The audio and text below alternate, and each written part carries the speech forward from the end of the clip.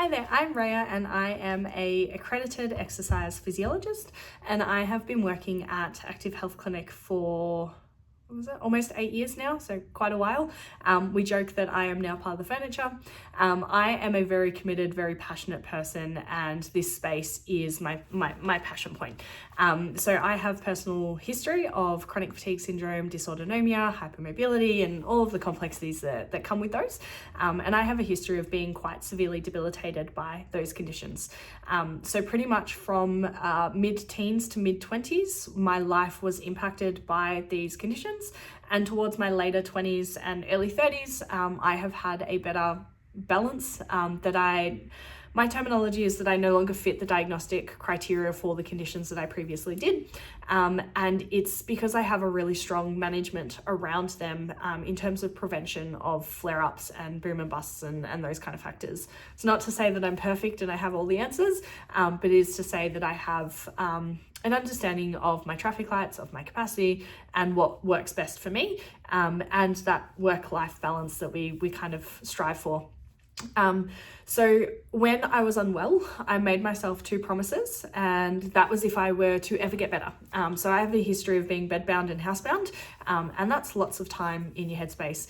And there was a time that I believed that that would be the rest of my life, but I did make myself 2 promises, and that was if I were to ever get better, I would make up for lost time and hit as many things on a bucket list as I possibly could, which for me meant a lot of travel and a lot of experiences, and that if I were to ever get better, that I would help as many people know and understand invisible illnesses as I possibly could, because it took me 12 months before I got a diagnosis. It took me even longer to get genuine support there, and it took me another 5 years or so before I had an even inkling of understanding or management of how to look after myself.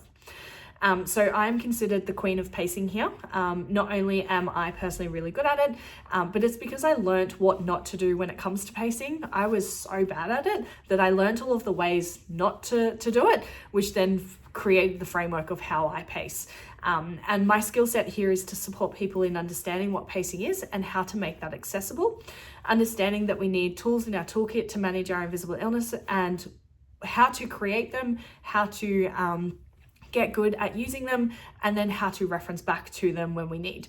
So I often like to take a bird's eye view of what's going on and help zoom out and look at all of the variables, all of the factors, and then look at what are the things that kind of that concept of low-hanging fruit. What can we pick first that is most achievable, most likely to be successful and beneficial for that person, so that we can make things less and less challenging over time, and looking at picking off one symptom at a time or one challenge or trigger at a time, and looking at our management frameworks from there.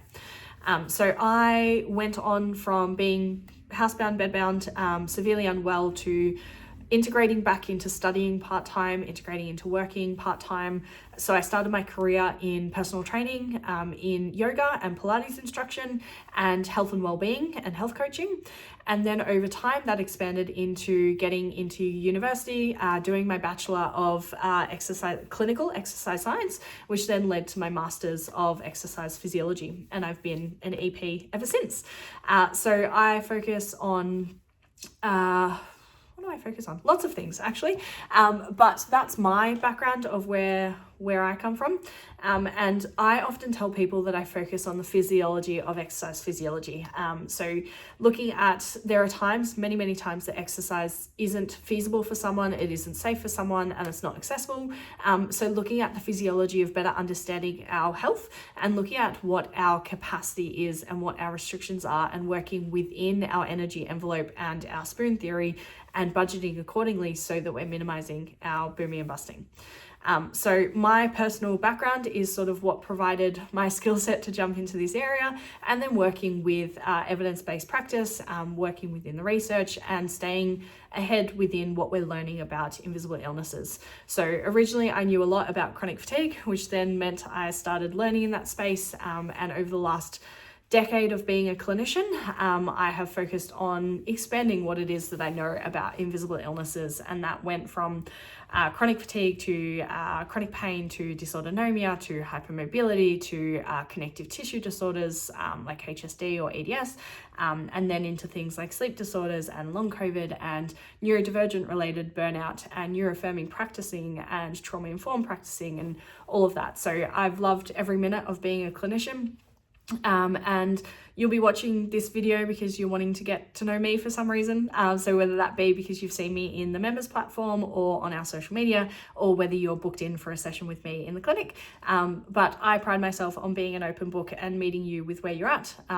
I get to know my patients in a vulnerable space. So it only makes sense that I am also vulnerable and open and talk about my history or whatever it might be. So I am always open to questions. I am also always open to support and how we can, my colleagues always laugh, but one of my favorite quotes is being the change you want to see in the world, and pay it forward is one of my favorite concepts. So that's been what I've been focusing on as a clinician is for the last decade. But I am here for all of those things. So I hope this gives you a little bit of an introduction to who I am. Who I am at AHC. So technically my job title is Chief Operating Officer, which basically means that I'm very organized and I'm good at creating systems and processes and making things accessible, and project management. And I'm good at supporting the well-being of the team. So my other job is Wellness Officer here and making sure that our clinicians look after themselves. And then I'm also a clinician here too. So we joke that I wear many hats and I do many things, but I wouldn't have it any other way. I am an exercise physiologist by trade is my terminology. I am a working mum, and I do have hobbies. I have green time, but I love exercise. I love being outside. I love animals, and I am learning how to relax and recharge in different ways, but I am a big reader and love audiobooks. That's a bit more accessible for me as a toddler mum. And I love learning new things and catching up with people when my introverted self will want me to, and just having a cozy cup of tea or coffee with fluffy socks and a cozy blanket is always my recharge button. So I will stop waffling. I'm very much known for that. But I look forward to meeting you if that's why you're watching. And just know that I'm here because my priority is for you to know that you're not alone in this journey, and to make invisible illnesses visible, as is our clinic mantra. So I'm sending love and spoons to you.